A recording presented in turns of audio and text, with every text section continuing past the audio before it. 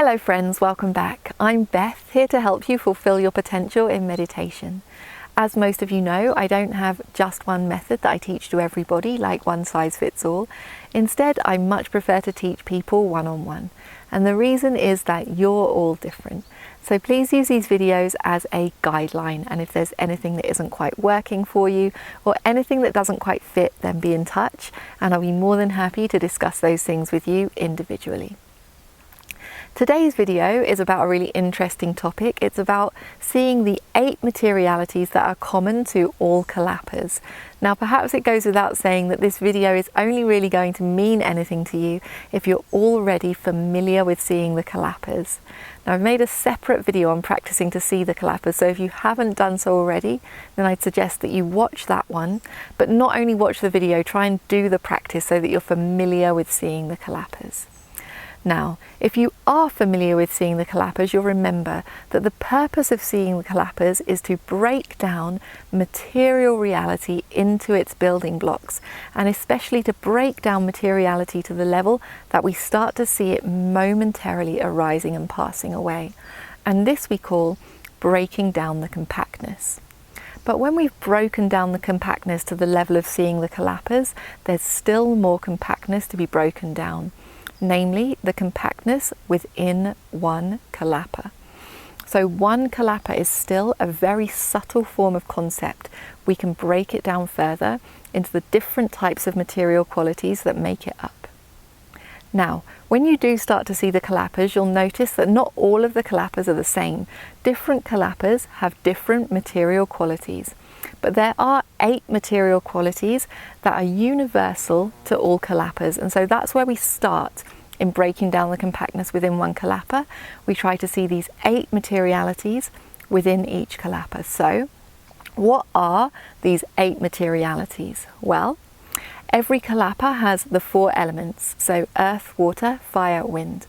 Every kalapa also has color or light. Every kalapa has smell. Every kalapa has taste, and every kalapa has a material quality that we call oja. So let's go through these one by one and talk about how we learn to see these 8 materialities in each kalapa. Well, to see the 4 elements, we should already be familiar with the 4 elements in a group of kalapas, or the 4 elements throughout the body. So a great way to see the 4 elements in one kalapa is first of all to see, for example, the earth element throughout the body, or the earth element in many kalapas throughout the body, and then the earth element in one kalapa. The water element throughout the body, and then the water element in one kalapa. And then the same with the fire element and the wind element. And that can be a really good way to train the mind to see these individual materialities in one kalapa, even though the kalapas only exist for a split second. So, seeing the 4 elements throughout the body in one kalapa, throughout the body in one kalapa. When you feel confident seeing the 4 elements in one kalapa, then you can try seeing the other more subtle types of materiality. Every kalapa has light or color, and this should be fairly obvious to notice. So when we're noticing the 4 elements in one kalapa, it should be fairly obvious to us that that kalapa also has light. Less obvious to us are the smell and the taste. Now, when we want to see the smell and the taste in a single kalapa, it helps if we start with particularly smelly or particularly tasty kalapas. And a great way to start with this is using the 32 parts of the body, because different parts of the body have very distinctive smells and tastes, and you can start, if you like, with the most smelly ones. So you could start, for example, with one of the 32 parts is urine, or you could use brains or blood or snot, or whichever one you want. And you can start by discerning, first of all, the smell of that body part, and then the smell in one kalapa, and then the smell of a different body part, and then the smell in one kalapa.